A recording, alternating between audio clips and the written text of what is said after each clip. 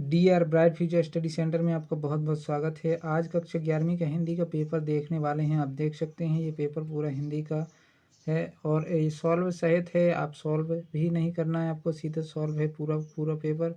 और ये देख सकते हैं इस प्रकार से पूरे क्वेश्चन आपको 24 क्वेश्चन तक जो हैं, जितने भी क्वेश्चन है 23वां क्वेश्चन तक आपको पूरे क्वेश्चन दिखाए जाएंगे।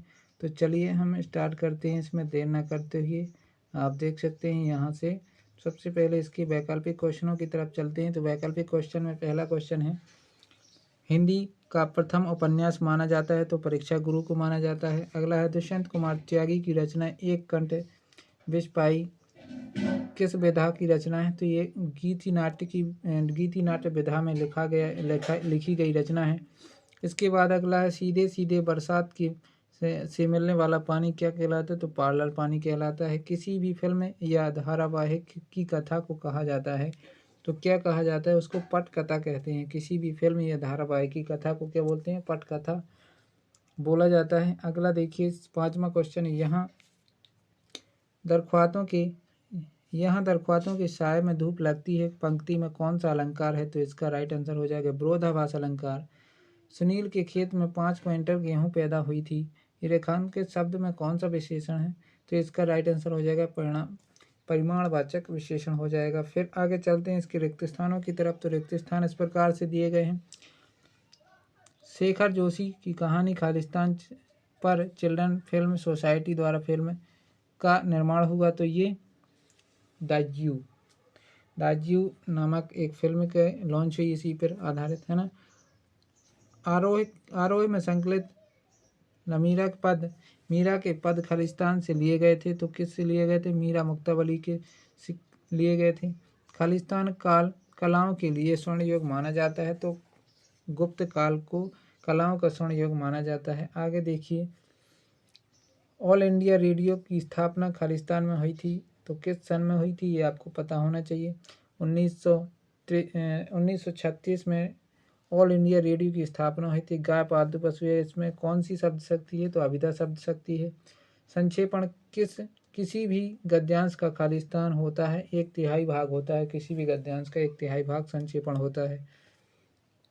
अगला है, रीतिकालीन कवि खालिस्तान है तो रीतिकालीन कवि देव माने जाते हैं। इसके बाद हम इसकी जोड़ियों की तरफ चलते हैं। तो जोड़ियाँ आपकी इस प्रकार से दी गई हैं कि छोटे छोटे सवाल, तो ये दुष्यंत कुमार त्यागी की रचना है। फिर इसके बाद कागज़ की नाव क्रिश्चियन चंद्र हो जाएगा। फिर इसके बाद देखिए अगला है, क्षत्रिय नृत्य ये कहाँ होता है? तो असम में होते हैं क्षत्रिय नृत्य। आगे चलते हैं, पहली मूक फिल्म 1913 में चालू हुई थी। दोहा छंद में 24 मात्राएं होती हैं टोटल, है ना। जिसे जाना ना जा सके उसे आगे बोल देंगे। आगे चलते हैं इसकी जो है रिक्त स्थानों की तरफ। तो रिक्त स्थान इस प्रकार से, वानर नामक बाल पत्रिका का संपादन किसने किया था? तो ये राम नरेश त्रिपाठी जी ने किया था। रमेश मोहन को अपने साथ कहाँ ले गया था? तो रमेश मोहन को अपने साथ लखनऊ लेके गया था, है ना।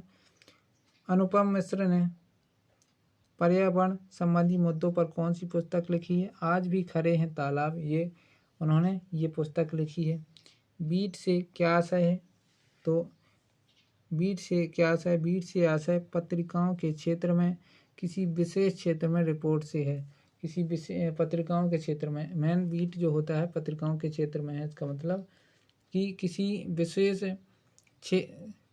किसी विशेष क्षेत्र में रिपोर्ट बनाने से होता है। इसका मेन चीज़ है एक रिपोर्ट बनाना किसी विशेष क्षेत्र में, उसको बोलते हैं बीट। श्रृंगार परक रचनाओं में कौन सा गुण पाया जाता है? तो माधवर गुण पाया जाता है।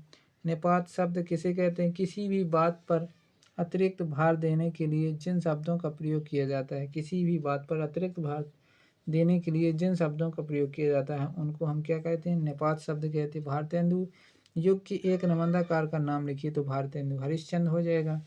इसके बाद इसके आपके शत आ जाते हैं। तो शत इस प्रकार से हैं, पंत की ताज कविता छायावादी कविता है, ये राइट आंसर हो जाएगा। एक पेड़ की याद शेखर जोशी शब्द का चित्र संग्रह है। चित्रपट संगीत में नवनिर्मित की बहुत गुंजाइश है, ये भी राइट आंसर है। डायरी नितांत अतरंग रचना है, ये भी सही हो जाएगा। छंद में गणों की संख्या 9 मानी गई है, ये रॉन्ग हो जाएगा। इसके बाद संस्कृत शब्द का विकृत या बिगड़ा हुआ रूप तद्भव कहलाता है, ये राइट आंसर हो जाएगा।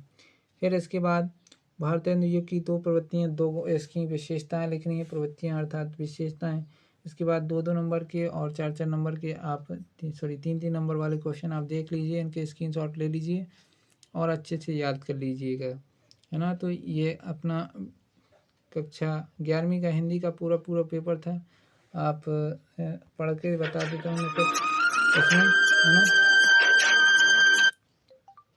तो इसके ये आपका जो है कॉल आ गया है दोस्तों। अब ये मैं आपको ये पूरा स्क्रीनशॉट ले लीजिए, जल्दी से मैं दिखा देता हूँ आपको पूरा।